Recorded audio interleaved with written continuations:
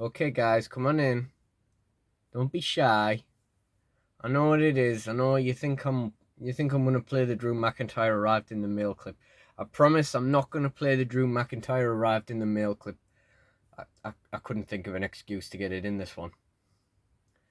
Now, where did I put this Drew? Oh yeah, it's just off. It's just here loitering in the middle of my desk, isn't it? I remember now. Yep. Hey guys, welcome to the video. Today I'm just doing I guess a New Year's special. Not quite the one I had planned originally, but we are going with New Year, new McIntyre. Hey. I figured we might as well go ahead and get this guy opened. It only cost us £8.33, so we don't really need to preserve our investment on the off chance we end up selling it. And we only purchased this so we could do an upgrade on our original copy. So yeah, you know, we may as well just crack him open in there and get him in there and get him out of there, I suppose.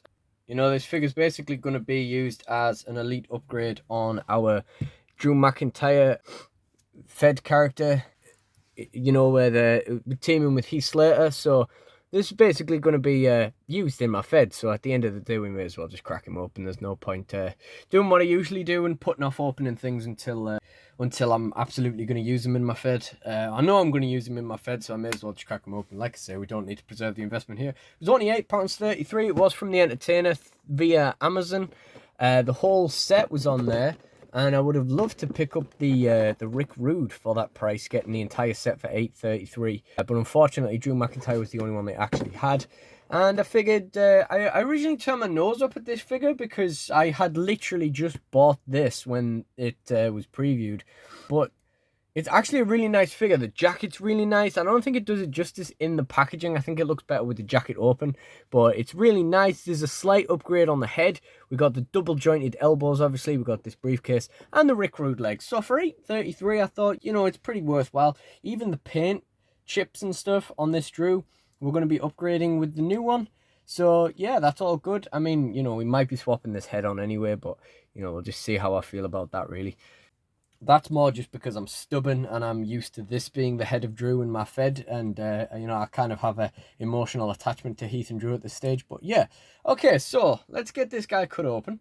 Oh, and I'm going to have to find something to cut him open with, aren't I? Because my knife exploded during the last NWOpening. Okay, then. So, here we go. NWOpening number 46. Drew McIntyre Survivor Series Elite. As we can see there, we got the front of the packaging, the Drew McIntyre. The picture on the back, no stats on these ones. And the rest of the series. Like I said, this was the only... I would have happily had the whole set to get the Rick Rude for $8.33. But other than that, this is the only figure in the set I was even remotely interested in. This is probably the weakest Build-A-Figure wave yet for me, personally. The Ultimate Warrior would have been okay. I quite liked it, but I really didn't like the face on it. But yeah, you know... The fewer figures I need to buy at this stage, the fewer I need to, you know, spend and then do the NWOpenings. It's another reason to get this guy opened is because he knocked our total back from 109 to 110 NWOpenings. So, you know, we want to get that number down. We don't want it to keep coming back up. So, here we go. All right. So, first of all, this backing card's quite nice, isn't it? A nice little red and blue colour scheme there. That's it's quite interesting. It's a little bit different. Might actually use that one as a backdrop.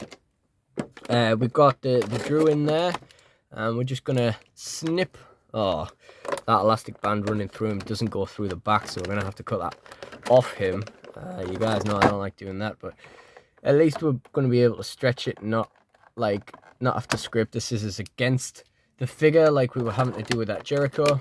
I'm going to just cut the snips on these on these Rick Rude legs as well. Bubbles actually snapped there next to that Rick Rude leg. I don't know if you can see that. It's actually torn there a little bit. It's actually very thin plastic there. So we'll just get these snaps out. And we'll just get them tags off his hands as well. And just ever so gently, as always, push the bubble out around him.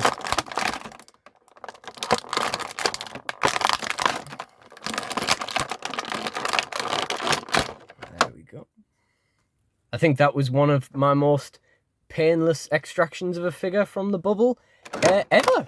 that was pretty good. He more or less just slid right out, didn't he? Okay.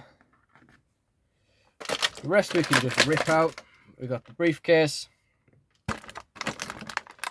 We got the additional hands.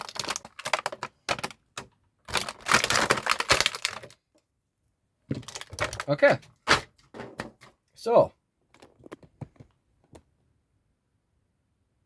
I did say during the Eddie Guerrero NWO opening that was the first time I think someone has had 2 NWO openings, but that wouldn't be lasting very long. I didn't really realise that this new Drew McIntyre was going to be the very next one that I did, but I digress. Like I say, we can see him with the open jacket now. I think that looks a bit better. I think this original one came with the Intercontinental title, which is a pretty decent accessory, really, at the end of the day, isn't it? That we have not seen in this remake, but I don't think it's a big deal. You know, the jacket's quite nice. We got the briefcase as well. We got the Rick Rude legs. I think it would have been interesting. It's probably more interesting for other people who don't have the Intercontinental title to have included that, but you know, it's not really a big deal for me. So there's the front of the figure, and then we've got the back. There's the back of the jacket. We got the cut up there, and then the ponytail there. Let's compare the 2 ponytails on here and see if no, it's just painted differently. I don't think there's actually any. Maybe it's a little bit more detailed. It's kind of really difficult to say. One thing I quite want to see, however, is how these 2 faces compare, because when you see the greatest hits figures, they're obviously a scanned upgrade on the heads as they originally were. So, but this is not the same case. Get these accessories out the way. Does not want to stand up, new Drew, does he? So we've got, it looks like the plastics may be a bit different. The tone is a little bit different. He's got a bit of eyeliner on in this one. Ultimately, I think it's more or less exactly the same head, isn't it? It's just maybe painted a little bit differently. Maybe printed on different tone plastic. I don't know. Man, he really does not want to stand up. I better move these accessories out the way. I have the best chance of making him stand. So we got the jacket there. We've seen him with the jacket on. Let's take it off now. And take a look at the figure without the jacket. So, as we always do, let's go through the joints. That head is quite loose. We might be swapping the head anyway, so it might be irrelevant whether this head is loose or not. That is really quite loose though, unfortunately. We've got a pretty fair shoulder. Elbows, it's alright. The wrist is fine. That shoulder's a bit stiff actually. On the actual shoulder joint, the bicep's fine and the up and down's fine, but pulling it out is a little bit harder. But you can do it. You know, there was quite a few figures when these double jointed elbow ones started coming out where you couldn't raise both of their arms because, you know, I don't know what it was. There was something like in the arm joint there that made it a little bit of a pain. That's a little bit loose, but it's okay. At the end of the day, it holds its shape. That's all right. It's not perfect. Oh, I mean, you just saw how that flew, how that torso joint just flew forward there trying to pose him. That leg's fine, the knee's fine, boots all right.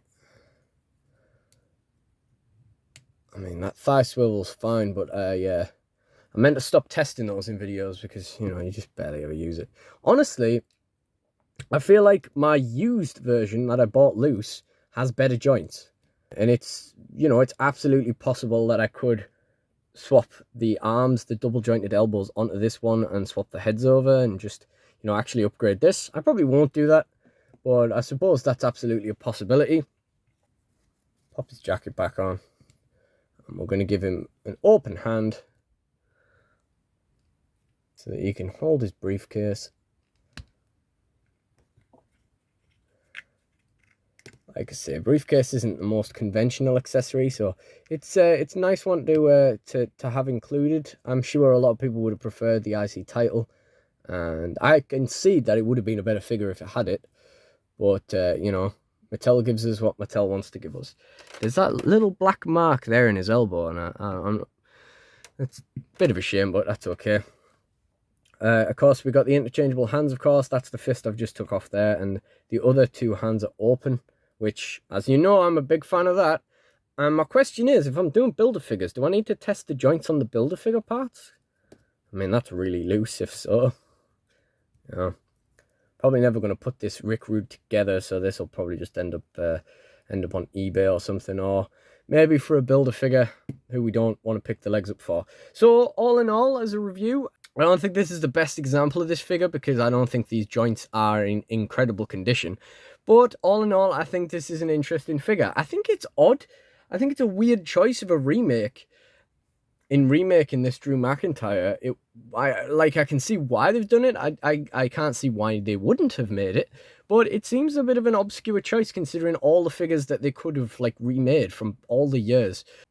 Obviously, we've got the nice upgrade on the jacket. The double jointed elbows are always a nice touch. We've got the briefcase. I concede that the IC title would have been better, but I personally prefer the briefcase because I already have the IC title, so that's fine. The backing card is surprisingly nice, as I say. And, you know, I think they haven't really, significantly changed this head sculpt, but I don't think there's anything wrong with it. And the eyeliner is a nice touch just to jazz it up a little bit. So, I think that's more or less everything I really have to say about this. I like to end these videos on is talking about what this guy's going to do in my figure fed. Drew McIntyre is very important in my figure fed. He's still in kind of three-man band mode in DSW. He and Heath just hang out and they're bros, and I use them a lot for comedy skits and stuff like that, or at least I plan to.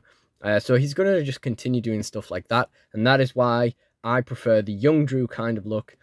I mentioned in the Eddie Guerrero NWOpening that he wouldn't be the most opened figure for long because I have so many Drew McIntyres to open. I have one more Drew McIntyre to open. I probably won't open that now because it's a modern Drew McIntyre. It's not really one I wanted. I already have the modern Drew McIntyre I want.